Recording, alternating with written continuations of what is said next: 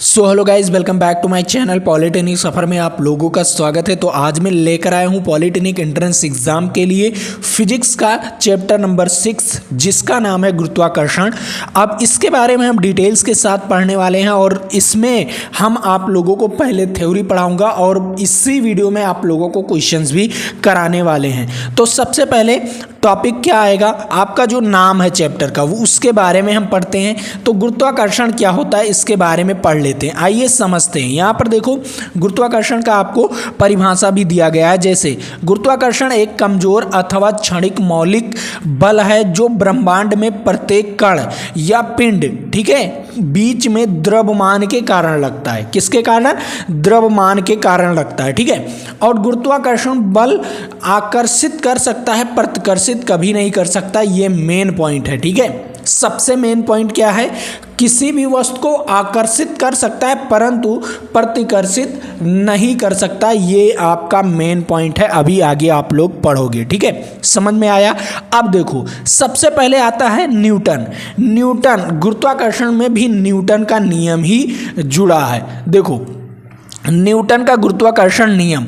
अब यहाँ पर इन्होंने क्या कहा, न्यूटन ने क्या कहा, अगर दो अलग अलग द्रव्यमान की वस्तु का द्रव्यमान है, ठीक है, कोई दो अलग अलग द्रव्यमान की वस्तु का द्रव्यमान है तो क्या, जैसे द्रव्यमान क्या होगा, m1 m2, ठीक है। कोई दो अलग अलग वस्तु है जिसका पहले का द्रव्यमान m1 दूसरे का द्रव्यमान m2 है, तो एक दूसरे से कुछ दूरी पर रखी है। कितने दूरी पर? r दूरी पर रखी है, ठीक है। मान लो r दूरी पर रखी हैं तो क्या होगा, उनके बीच लगने वाले बल द्रव्यमान के गुणनफल के समानुपाती, ठीक है, और उसके बाद उनके बीच की दूरी के वर्ग के व्युत्क्रमानुपाती होता है। ये न्यूटन ने बताया था। चलिए, अब मैं आपको थ्योरी के थ्रू समझा दिया, अब मैं आपको सूत्र के थ्रू समझाने वाला हूँ। तो सबसे इम्पोर्टेंट, अब यहाँ पर क्या सूत्र आता है जो न्यूटन ने बताया, क्या बताया था कि जो दोनों वस्तु का द्रव्यमान है उसके गुणनफल के समानुपाती।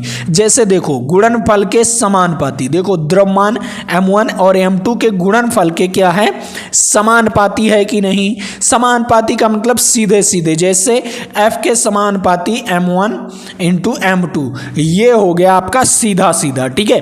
अब उसके बाद दूसरा उन्होंने क्या बताया, उन्होंने बताया अगर बीच की दूरी r है, क्या है, बीच की दूरी r है, तो उनके बीच की दूरी क्या होगा, बीच की दूरी के वर्ग के व्युत्क्रमानुपाती। यहां पर देखो, व्युत्क्रमानुपाती है कि नहीं है, सिंपल भाषा में, जैसे f व्युत्क्रमानुपाती r स्क्वायर, क्या होगा, f व्युत्क्रमानुपाती r स्क्वायर, ये न्यूटन ने बताया। जब इन दोनों समीकरण को, मान लो ये पहला समीकरण, ये दूसरा समीकरण, दोनों समीकरण को एक साथ जोड़ देंगे तब आपका सूत्र ये बन जाएगा, f समानुपाती क्या होगा, m1 m2 अपान में r स्क्वायर। अब देखो, जब समानुपाती का चिन्ह हटाएंगे तो एक नियतांक आएगा, क्या आएगा, एक नियतांक आएगा, उस नियतांक को हम जोड़ेंगे। अब यहाँ पर देखो, नियतांक क्या आया, देखो g आ गया। जब समानुपाती का चिन्ह हटा तो g नियतांक आ गया, जिसे हम क्या कहते हैं, सार्वत्रिक गुरुत्वाकर्षण नियतांक। क्या कहते हैं उसे? सार्वत्रिक गुरुत्वाकर्षण नियतांक। मतलब ब्रह्मांड में कहीं पर भी रहो, इस g का मान नहीं बदलने वाला, इस g का मान नहीं बदलने वाला, कैपिटल G का मान नहीं बदलने वाला, ये आप लोग तय कर लीजिए, ठीक है। ब्रह्मांड में कहीं पर भी रहो, चांद पर रहो, सूर्य पर रहो, या मार्स पर रहो, या कहीं पर भी रहो, या अंतरिक्ष पर रहो, कहीं पर भी रहो, आपका g का मान नहीं बदलेगा। ये मेन पॉइंट है, ठीक है। अब g का मान क्या होता है आपको यहाँ पर दे दिया गया है। सबसे इंपॉर्टेंट, g बराबर क्या है, 6.67 गुणे 10 की power -11 newton metre square kg square, ठीक है। ये आपका होता है। तो इसे आप लोग क्या कर लीजिए, इसे आप लोग नोट कर लीजिए। 2 पॉइंट मैंने आपको बताया, उन 2 पॉइंटों को नोट कर लीजिए। उसके बाद सबसे इंपॉर्टेंट सूत्र ये है, ठीक है। अब इस सूत्र का भी मात्रक क्या होगा, न्यूटन होगा। जब बल निकालोगे तो बल कोई भी निकालो, न्यूटन में ही मापा जाता है, ठीक है। चलो अगला टॉपिक सबसे इंपॉर्टेंट टॉपिक है। अब यहाँ पर इस टॉपिक के बारे में पढ़ते हैं, आइए समझते हैं। सबसे इंपॉर्टेंट टॉपिक नोट मैंने क्या बताया, गुरुत्वाकर्षण बल सबसे कमज़ोर बल होता है। जैसे आप लोग अट्रैक्टिव, जैसे मान लीजिए आपके पास दीवार है ना, तो दीवार आपको आकर्षित कर रहा है, ठीक है, आपको आकर्षित कर रहा है, बट बल का अनुभव नहीं हो रहा है, मतलब ये बहुत ही कमज़ोर बल है। क्या है? बहुत ही कमज़ोर बल है। उसके बाद आपका क्या है, दो द्रव्यमान व्यक्त, ठीक है, जो वस्तु है के बीच गुरुत्वाकर्षण बल लगना अनिवार्य है। मतलब दो चीज़ें होनी चाहिए। जैसे आप और आपका मोबाइल, तो आपका मोबाइल और आप दोनों क्या कर रहे हो, आकर्षित कर रहे हो, अपनी ओर आकर्षित कर रहे हो, बट जो गुरुत्वाकर्षण बल है इतना कमज़ोर होता है कि बल का अनुभव नहीं होता। दूसरा क्या कह रहा है, गुरुत्वाकर्षण बल केवल आकर्षण बल का कार्य करता है। क्या करता है? आकर्षण बल का कार्य करता है। इस पर कोई प्रतिकर्षण बल नहीं लगता। जैसे आवेश में लगता है ना, आवेश प्रतिकर्षित करता है और आकर्षित करता है, उस प्रकार इसमें नहीं लगता। इसमें केवल आकर्षण बल लगता है। ये तो मैंने आपको पहले ही शुरुआत में ही बता दिया, ठीक है। अब आओ, सबसे इंपॉर्टेंट बात होती है कैपिटल जी और स्मॉल जी में संबंध क्या है। अब इसे कैसे निकालेंगे, आइए मैं आपको समझा रहा हूं। देखो, कैपिटल जी और स्मॉल जी में संबंध कैसे निकलेगा, यहां पर देखो, आइए समझते हैं कैपिटल जी और स्मॉल जी में संबंध। देखो, F बराबर क्या मैंने पढ़ा है, G m1 m2 और अपान में r², ये मैंने पढ़ा है ना। और आप तो एक सूत्र और पढ़े होंगे कि F बराबर mg होता है। F बराबर क्या होता है, mg होता है। तो इसके स्थान पर हम m1g लिख सकते हैं कि नहीं, m1g लिख सकते हैं कि नहीं, लिख सकते हैं ना। तो सिंपल है, तो हम इस F के स्थान पर m1g लिख सकते हैं। जैसे यहाँ पर m1 है तो m1g लिख सकते हैं, अब यहाँ पर देखो, इसके स्थान पर हम क्या लिख सकेंगे, m1 और स्मॉल g बराबर क्या हो जाएगा, g m1 m2 अपान में r², ठीक है। तो m1 से m1 कैंसिल हो जाएगा, तो बचेगा क्या, g बराबर कैपिटल G m2 और अपान में r²। ये आपका संबंध होगा, ठीक है, संबंध होगा। जैसे वहाँ पर क्या माना होगा, वहाँ पर m मान लिया होगा और कैपिटल M मान लिया होगा, तो ऐसे भी मान सकते हो। हम m1 m2 मानकर लगा लिए हैं, कोई दिक्कत नहीं, सूत्र में कोई प्रॉब्लम नहीं होगा, बट आपका सूत्र यही होगा। देखो यहाँ पर क्या मान लिया है, यहाँ पर एक वस्तु का स्मॉल m मान लिया है, एक वस्तु का और m मान लिया, कैपिटल M मान लिया, ठीक है। तो वही चीज़ है, कोई दिक्कत नहीं, सूत्र में कोई परिवर्तन नहीं होगा। अब देखो, सबसे इंपॉर्टेंट टॉपिक क्या है, अगर पृथ्वी पर द्रव्यमान या किसी ग्रह का द्रव्यमान m तथा r हो, उसकी त्रिज्याएं क्या हो, r हो, तो गुरुत्वाकर्षण का मान क्या होगा, ये तो आपको मैंने ऑलरेडी बता दिया। अब इसमें कुछ इंपॉर्टेंट पॉइंट है, यहाँ पर देखो क्या कह रहा है, गुरुत्वाकर्षण का मान अगर किसी वस्तु को फेंके जाने पर वस्तु के द्रव्यमान पर निर्भर नहीं करता। गुरुत्वाकर्षण का मान क्या होगा, अगर मान लीजिए कोई वस्तु ऊपर की ओर फेंका जाता है, ठीक है, कोई भी वस्तु ऊपर की ओर फेंका जाता है या ऊपर से नीचे की ओर फेंका जाता है, तो जो जी का मान है वो द्रव्यमान पर निर्भर नहीं करेगा। अब क्या होगा, आपका क्या होता है, जैसे चंद्रमा पर अलग हो जाएगा, पृथ्वी पर अलग। देखो क्या होगा, पृथ्वी पर क्या होगा, जी का मान 9.8 लेते हैं। क्या लेते हैं, जी का मान 9.8 मीटर प्रति सेकंड स्क्वायर। क्या लेते हैं, जी का मान 9.8 मीटर प्रति सेकंड स्क्वायर, ठीक है। अब यहाँ पर देखो, सबसे इंपॉर्टेंट, चंद्रमा पर क्या हो जाएगा, यहाँ पर नोट पॉइंट में दिया गया है, चंद्रमा पर क्या हो जाएगा, चंद्रमा पर गुरुत्वाकर्षण का मान g/6 हो जाएगा। मतलब जी अगर 60 है तो क्या हो जाएगा आपका अगर 6 गुना, मतलब 6 से भाग दे देंगे तो आपका 10 बचेगा चंद्रमा पर। मतलब आपके जो भार है ना, उस पर निर्भर करेगा चंद्रमा पर, ठीक है। अगर चंद्रमा पर आपका क्या है, 600 किलोग्राम भार है, ठीक है, या 60 किलोग्राम भार है, तो अगर पृथ्वी पर 60 किलोग्राम भार है तो चंद्रमा पर जाओगे तो आपका 10 किलोग्राम भार दिखाएगा। ठीक है, तो ये है आपका, ठीक है, सबसे इंपॉर्टेंट टॉपिक था।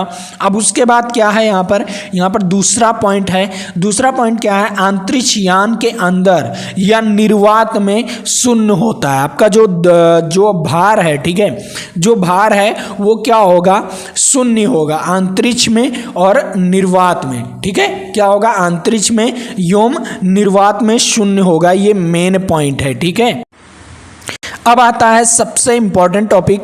अब यहाँ पर देखिए आपका इंपॉर्टेंट टॉपिक क्या आएगा। सबसे पहले सवाल, अब ये सवाल मैंने आपको ऑलरेडी बता ही रखा है। देखो क्या कह रहा है, अगर पृथ्वी के सतह पर किसी वस्तु का इतना न्यूटन भार है तो चंद्रमा की सतह पर उसका द्रव्यमान कितना होगा। तो आइए समझते हैं। यहाँ पर देखो भार क्या है, W बराबर mg दिया गया है। ठीक है, W बराबर mg। तो यहाँ पर देखो क्या कहा है, क्या हो जाएगा, W आपको दे दिया गया है। W कितना दिया गया है, 600। कितना दिया गया है, 600 दिया गया है। और आपका M निकालना है। तो M निकालने के लिए आप देखो यहाँ पर कुछ करना नहीं है। G का मान क्या हो जाएगा, देखो G का मान हो जाएगा, G का मान 1/6, क्या G/6 हो जाएगा। तब आप बताओ क्या होगा उसका राइट आंसर। वहां पर आपको सूत्र में बताया गया था ना, देखो जी का मान क्या हो जाएगा, 10। ठीक है, जी का मान क्या हो जाएगा, 10। ठीक, समझ में आया। अब देखो जी का मान यहाँ पर 10 होगा ना पृथ्वी पर, पहले m निकाल लो, उसके बाद तब चंद्रमा पर हम आप लोगों को भार निकाल कर दिखाएंगे।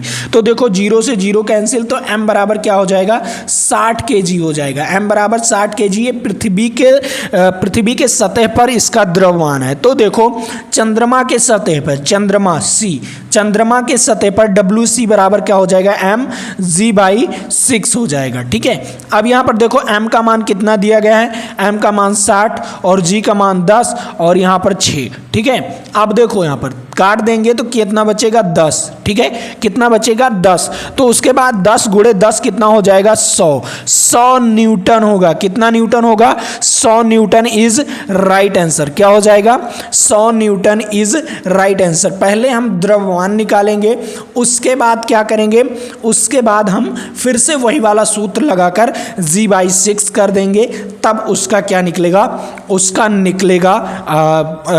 उसका निकल जाएगा भार। ठीक है, समझ में आया। इसी प्रकार आप लोग निकालेंगे। ठीक है, चलो आइए समझते हैं। अब सबसे इंपॉर्टेंट टॉपिक आता है बल आघूर्ण। बल आघूर्ण क्या होता है और कहाँ पर बल आघूर्ण काम करता है, तो आइए समझते हैं।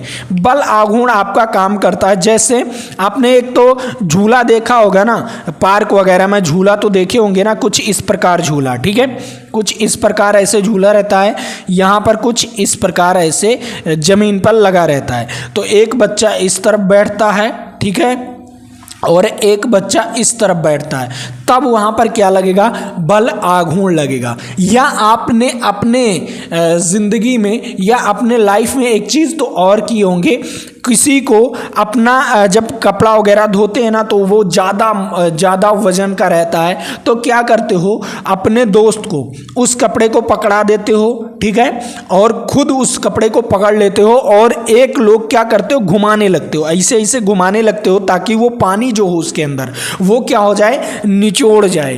तो उस प्रकार भी आपका क्या करता है, बल आघूर्ण काम करता है। क्या करता है, बल आघूर्ण काम करता है। ठीक है, एक तरफ से बल लगाएंगे, वहां पर क्या होगा, वहां पर ऐसे घुमाओगे तो क्या होने लगेगा, वो लपेटने लगेगा, ऐसे ऐसे लपेटने लगेगा, और लपेटने के बाद उसमें बल लगेगा और बल के कारण जो पानी होता है वो निचोड़ने लगता है। ठीक है, अब देखो अगला, ये तो मैंने आपको समझा दिया। अब इसमें और क्या एग्जाम्पल दे सकता हूँ, ये तो आप ही बताइए, कोई ना कोई एक एग्जाम्पल आप भी दीजिए कमेंट बॉक्स में। ठीक है, अब यहाँ पर देखो सबसे इंपॉर्टेंट, बल आघूर्ण क्या होता है, वह राशि जो किसी वस्तु को घूर्णन गति देता है। ठीक है, घूर्णन गति या घुमाऊ गति, उसे बल आघूर्ण कहते हैं। बल आघूर्ण वह भौतिक राशि है जो किसी वस्तु को वृत्तीय गति में ला देता है। क्या करता है, वृत्तीय गति, मैंने आपको बताया ना, घुमा देता है। ठीक है, आप घुमाओगे तब क्या होगा, वृत्तीयगत उसमें आ जाएगा कुछ ना कुछ, ठीक है। अब यहाँ पर देखो दूसरा क्या कह रहा है, दूसरा इंपॉर्टेंट है, क्या कह रहा है, वह भौतिक राशि जो किसी वस्तु को रेखीय गति में ला देता है और उसे बल कहते हैं। क्या कहते हैं, बल किसे कहते हैं, वह राशि जिसे हम लगाते हैं तो वो रेखीय गति में ले आते हैं। इसमें बल का भी परिभाषा दे दिया गया है, ठीक है। आपको बल आघूर्ण क्या होता है, बल आघूर्ण टॉर्क। टॉर्क कब उत्पन्न होगा, टॉर्क कब उत्पन्न होगा, जब एक तरफ से किसी भी चीज को पकड़ लो और दूसरी तरफ से ऐंठन क्या करने लगो, ऐंठन करने लगो, तब क्या होगा, टॉर्क उत्पन्न हो जाएगा। उसी प्रकार मैंने आपको बताया था, ठीक है। ऐंठन जब होगा तो टॉर्क उत्पन्न होगा। जैसे देखो बल आघूर्ण का सूत्र क्या होता है, बल गुणे बल बाह्य। अब बल बाह्य क्या होगा, मतलब अविलंबवत दूरी, ठीक है, वहां से अविलंबवत दूरी। जैसे मान लीजिए क्या होता है, बल आघूर्ण को हम टाउ से प्रदर्शित करते हैं। टाउ बराबर क्या होगा, एफ और इंटू आर। आर क्या होगा, आर ये होगा अविलंबवत दूरी। जैसे आप बल कैसे लगाओगे, मान लीजिए कोई वस्तु है, मान लीजिए क्या है, कोई वस्तु है, अब इस पर टॉर्क उत्पन्न करना है, मान लीजिए इस पर टॉर्क उत्पन्न करना है, तो इस तरफ से बल लगाओगे, इस तरफ से न्यूटन, कोई ना कोई न्यूटन का बल लगाओगे, एफ न्यूटन का बल लगाओगे, तभी तो इसमें टॉर्क उत्पन्न होगा। मान लीजिए इसे फिक्स कर दो, ठीक है, क्या कर दो, इसे फिक्स कर दो और इस तरफ से लगाओगे तभी तो यहां पर क्या होगा, अभिलंबोत। क्या लग रहा है, अभिलंबोत। लंबोत का मतलब 90 डिग्री पर बल लगना चाहिए। इस तरफ से बल लगाओगे, मान लीजिए आप इस तरफ से बल लगा रहे हो, इसके इस तरफ से बल लगा रहे हो, तो इसमें कोई टॉर्क उत्पन्न नहीं होगा। टॉर्क उत्पन्न करने के लिए आपको अभिलंबवत बल लगाना पड़ेगा, ठीक है। यहां पर यह चीज ध्यान में रखिएगा, ठीक। तो क्या होगा, टाउ बराबर एफ इंटू आर, ठीक है। आर क्या होगा, अभिलंबवत दूरी, और इसका एसआई मात्रक आपको यहाँ पर दिया गया है, न्यूटन मीटर होता है, और इसका एमकेएस भी मात्रक दे दिया गया है, ठीक है। तो इन मात्रकों को आपको याद करना है, ठीक है, सबसे इंपॉर्टेंट टॉपिक, ठीक है। अब आता है लिफ्ट। लिफ्ट में गति।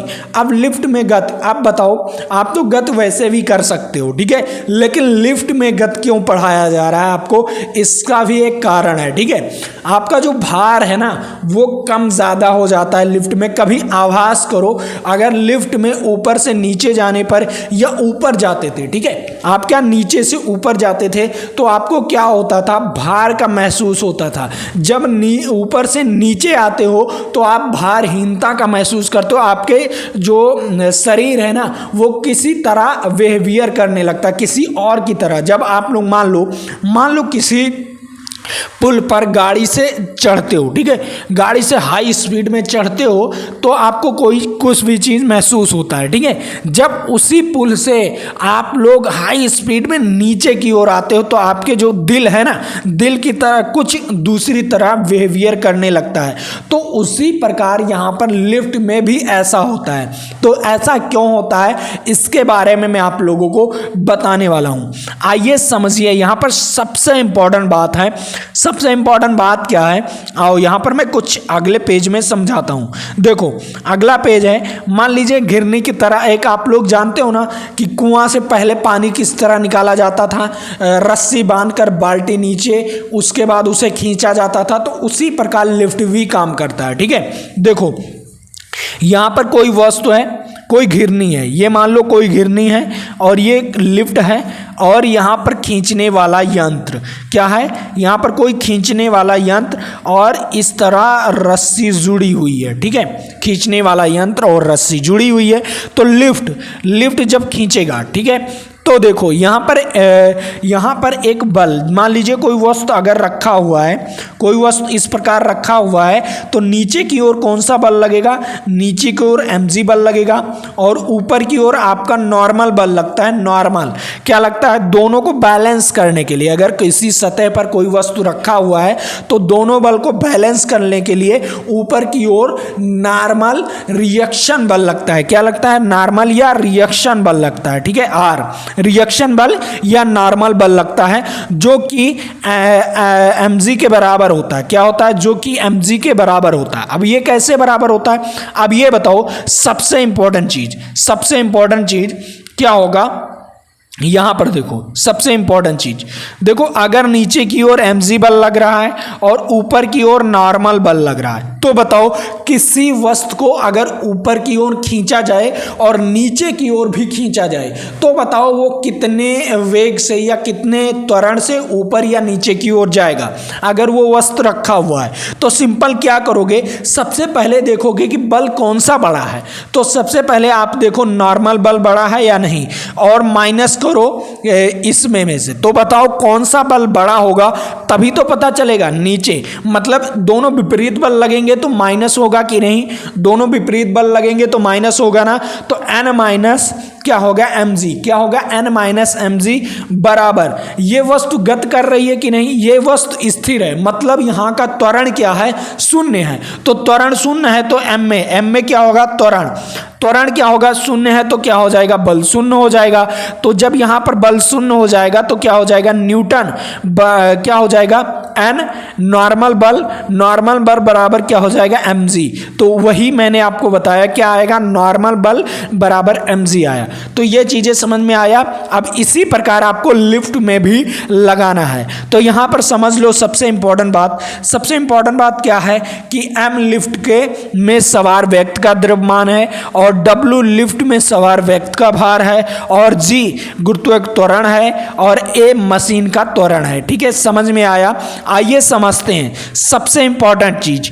अब यहां पर सबसे टॉपिक क्या है, सबसे पहला टॉपिक सवार में लिफ्ट में सवार व्यक्ति का भार का समीकरण क्या होगा। आइए समझते हैं।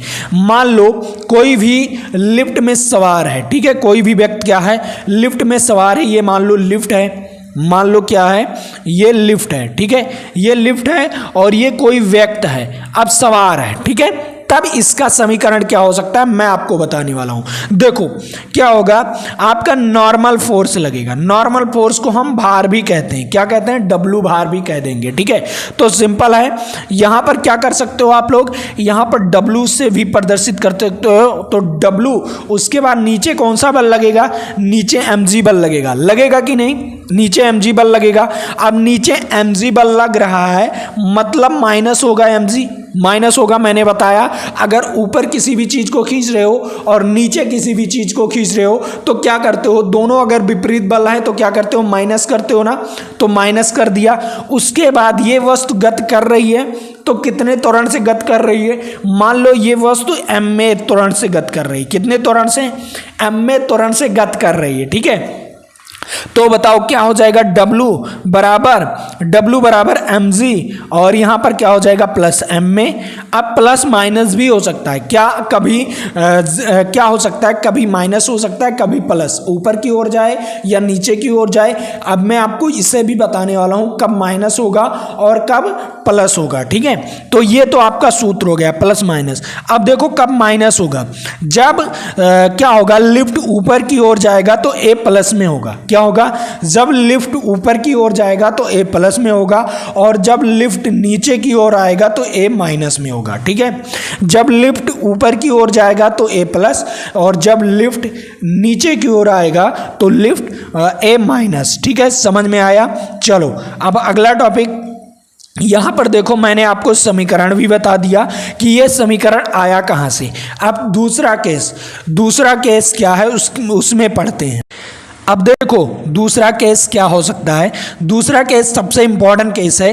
क्या कह रहा है, जब लिफ्ट, ठीक है, क्या कह रहा है, जब लिफ्ट समान वेग से, अब मैं आपको बता दूं, समान वेग, जब कोई भी चीज समान वेग से चलती है तो उसमें त्वरण जीरो हो जाता है। अब कहोगे सर त्वरण कैसे जीरो हो जाता है, इसे भी तो बताइए। देखो त्वरण का सूत्र तो आपने देखा है कि A बराबर V minus you upon T, क्या होता है, A बराबर B minus you upon T. अब बताओ जब वेग दोनों समान है, मान लो V और V वेग है, मान लो समान, तो यहाँ पर क्या कह दिया, समान वेग, तो दोनों को वेग को समान कर दो। जब समान करोगे और माइनस करोगे तो यहाँ पर जीरो आएगा, 0.t। अब किसी भी संख्या में अगर जीरो से भाग दो या जीरो को भाग दो किसी भी संख्या से तो क्या आएगा, जीरो आएगा। तो उसी प्रकार त्वरण जीरो हो जाएगा, और जब त्वरण जीरो हो जाएगा तो क्या होगा, W बराबर mg। यहाँ पर क्या आ जाएगा, W बराबर mg, चाहे वो ऊपर जाए चाहे वो नीचे जाए, एक समान वेग से, चाहे वो ऊपर वस्तु गति करे या एक समान वेग से नीचे की ओर आए, कोई दिक्कत नहीं होगा, त्वरण क्या हो जाएगा, 0 हो जाएगा। ठीक है, समझ में आया। अब सबसे इंपॉर्टेंट दूसरा टॉपिक क्या आएगा, सबसे इंपॉर्टेंट दूसरा टॉपिक यहां पर आपको दिया गया है। क्या दिया गया है, अगर लिफ्ट ए त्वरण से ऊपर जाता है, क्या कर रहा है, अगर लिफ्ट ए त्वरण से ऊपर जाता है तो मैंने क्या बताया, अगर लिफ्ट ए त्वरण से ऊपर जाएगा तो ए पॉजिटिव होगा कि नहीं। वही प्रकार यहां पर देखो ए पॉजिटिव हो गया, तब देखो भार क्या हो जाएगा, अधिक हो जाएगा। क्या हो जाएगा, अगर कोई भी वस्तु नीचे से ऊपर की ओर जा रहा है, लिफ्ट कोई भी नीचे से ऊपर की ओर जा रहा है तो आपका भार क्या होगा, अधिक हो जाएगा। क्या हो जाएगा, आपका भार अधिक हो जाएगा। ठीक है, अब देखो अगर ऊपर से नीचे की ओर आ रहा है, क्या आ रहा है, ऊपर से नीचे की ओर आ रहा है, तब क्या होगा, तब यहाँ पर हो जाएगा, ऊपर से नीचे की ओर आया है तो भार क्या हो जाएगा, कम हो जाएगा। क्या हो जाएगा, भार कम हो जाएगा। इस स्थिति में लिफ्ट में सवार व्यक्ति का भार घट जाएगा। ठीक है, ऊपर से जब नीचे की ओर आएगा और ऊपर से नीचे की ओर आने में ए का मान क्या हो जाता है, माइनस में लिया जाता है। ठीक है, अब बताओ, एक समय ऐसा भी तो आएगा, एक समय ऐसा आएगा कि a बराबर g भी तो हो सकता है या g बराबर a हो सकता है। तो बताओ क्या वहां पर क्या हो जाएगा। मान लीजिए अगर a बराबर g हो सकता है तो आपने सूत्र क्या पढ़ा, m g minus a, g plus या माइनस a। ठीक है, g प्लस या माइनस a। अब बताओ यहाँ पर अगर लिफ्ट का रस्सी टूट जाता है तब ये कंडीशन आता है कि a बराबर g। अब बताओ लिफ्ट का अगर क्या हो जाए, रस्सी टूट जाए तो वो नीचे की ओर ही आएगा ना, ऊपर की ओर थोड़ी जाएगा। अब नीचे की ओर आएगा तो मैंने क्या बताया, अगर नीचे की ओर आएगा तो a का मान क्या लेंगे, माइनस में लेंगे। क्या लेंगे, माइनस में लेंगे। तो यहाँ पर हम माइनस लिख सकते हैं। ठीक है, जैसे आपने सूत्र क्या पढ़ा है, m और g माइनस जी हो जाएगा तो क्या हो जाएगा, g माइनस जी 0 हो जाएगा। तो आपका भार क्या हो जाएगा, 0 हो जाएगा। उस समय भार क्या हो जाएगा, 0 हो जाएगा अगर लिफ्ट की रस्सी टूट जाती है। ठीक है, उसके बाद अब आपका आता है लास्ट और छठवां सबसे इंपॉर्टेंट, ये बहुत बार पूछा गया है। क्या कह रहा है, अगर a का मान अधिक हो जाए g के मान से, अगर a का मान अधिक हो जाए g के मान से तब क्या होगा, और ये नीचे की ओर आए, लिफ्ट नीचे की ओर भी आए और a का मान अधिक हो जाए g के मान से, तब आपका भार निगेटिव में जाएगा। क्या होगा, तब आपका भार निगेटिव में जाएगा। और ये इस स्थिति में आप कहाँ पर रहोगे, लिफ्ट में, लिफ्ट के छत पर रहोगे। आपका जो सिर होगा ना वो लिफ्ट के छत पर जुड़ा हुआ होगा। देखो यहाँ पर इस स्थिति में लिफ्ट में सवार व्यक्ति लिफ्ट के छत से सट जाएगा, लिफ्ट के छत से सट जाओगे। ठीक है, इस स्थिति में सबसे इंपॉर्टेंट टॉपिक था। ठीक है, अब कुछ क्वेश्चन कर लेते हैं, लेकिन उससे पहले मैं आपको बताने वाला हूं, जिन बच्चों को इस पीडीएफ को चाहिए, ठीक है, इस पीडीएफ को चाहिए तो हमारे टेलीग्राम चैनल को भी ज्वाइन कर सकते हो और ऐप को डाउनलोड कर सकते हो। क्या कर सकते हो, ऐप को डाउनलोड कर सकते हो। हमारा ऐप भी है, उस ऐप पर आपको टेस्ट फ्री में मिलता है। उसके बाद पीडीएफ आपको फ्री मटेरियल वाले में पीडीएफ आपको फ्री में मिलेगा। और अगर हमारा कोर्स खरीदना चाहते हो तो जाकर ऐप पर कोर्स भी खरीद सकते हो। लक्ष्य बैच के नाम से कोर्स है, वहाँ पर जाइए, आप लोग कोर्स भी खरीद सकते हो। उस कोर्स में आपको टेस्ट भी दिया जाएगा, वीडियोस लेक्चर, पूरे वीडियोस लेक्चर दिया जाएगा। ठीक है, चैप्टर वाइज। ठीक, उसके बाद आपको इंपॉर्टेंट क्वेश्चंस भी कराए जाएंगे। ठीक है, और पूरा पीडीएफ दिया जाएगा। और चैप्टर वाइज जो भी आपको चैप्टर खत्म किया जाता है उसका क्या किया जाएगा, उसका भी टेस्ट आपको वीडियोज के नीचे ही दिया जाएगा। और कोई भी डाउट है तो वहाँ पर डाउट आप पूछ सकते हो, उस डाउट का सॉल्यूशन भी दिया जाएगा। ठीक है, तो ये रहा आपका सबसे इंपॉर्टेंट बात। ठीक है, अब यहाँ पर क्वेश्चन लगाते हैं। क्वेश्चन क्या कह रहा है, वायुमंडल पृथ्वी से जकड़ा हुआ है। वायुमंडल पृथ्वी से क्यों जकड़ा हुआ है, इसका क्या कारण है? इसका है गुरुत्वाकर्षण द्वारा। किसके द्वारा? गुरुत्वाकर्षण द्वारा, ठीक है, गुरुत्वाकर्षण बल द्वारा, ठीक है। अब उसके बाद दूसरा क्वेश्चन क्या कह रहा है? दूसरा क्वेश्चन कह रहा है एकांक दूरी पर स्थित दो एकांक द्रव्यमानों के बीच आकर्षण बल कहलाता है। आकर्षण बल क्या कहलाएगा? आकर्षण बल क्या कहलाएगा, आप लोग बताइए। सबसे इंपॉर्टेंट इस सूत्र का जवाब बताएंगे, ठीक है। आकर्षण बल क्या कहलाएगा? आकर्षण सर्वात्रिक गुरुत्वीय नियतांक। क्या होगा? सर्वात्रिक गुरुत्वीय नियतांक, ठीक है। अब यहां पर बताओ सबसे इंपॉर्टेंट क्या कह रहा है? चंद्रमा के पृष्ठ के निकट मुक्त रूप से गिरते हुए विभिन्न द्रव्यमानों के पिंडों पर क्या क्या चीजें लगेंगी? देखो, चंद्रमा के पृष्ठ के निकट मुक्त रूप से गिरते हुए द्रव्यमानों में पिंडों के, ठीक है। अब यहाँ पर देखो कि उनके वेग किसी भी क्षण समान रहेगा, उनके विभिन्न त्वरण होंगे, पर समान परिमाण के बल कार्य करेंगे के जड़त्व परिवर्तन हो जाएगा। अब देखो, समान परिमाण के बल तो कार्य नहीं करेंगे। क्यों बताओ, ऐसा क्यों नहीं करेंगे, ये आपको बताना। देखो, आइए आप लोग, मैं अगर गलत बोल रहा हूं तो आप लोग गलत मत बोलिएगा। समान परिमाण के बल कार्य करेंगे, क्यों? आइए समझाता हूं। यहां पर देखो, F बराबर क्या होता है? F बराबर G m1 m2 अपान में r²। अब बताओ, यहां पर कोई भी भार का काम हुआ है, यहाँ पर कोई भार बदल सकता है, द्रव्यमान थोड़ी बदल सकता है। आपका द्रव्यमान अगर 50 kg है तो चंद्रमा पर भी 50 kg रहेगा, लेकिन भार बदल जाएगा। भार और द्रव्यमान में अंतर होता है। तो यहाँ पर ना कोई जी है, क्या स्मॉल जी है? नहीं है ना, तो स्मॉल जी नहीं है इसके सूत्र में, तो बल समान रहेगा, ठीक है। तो इसका राइट आंसर क्या हो जाएगा? इसका राइट आंसर सी वाला ऑप्शन।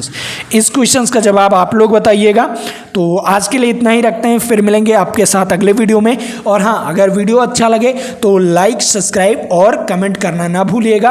और हाँ, ऐप को जरूर डाउनलोड कीजिए। तो चलिए आज के लिए इतना ही। जय हिंद, जय भारत। फिर मिलेंगे आपके साथ अगले वीडियो में।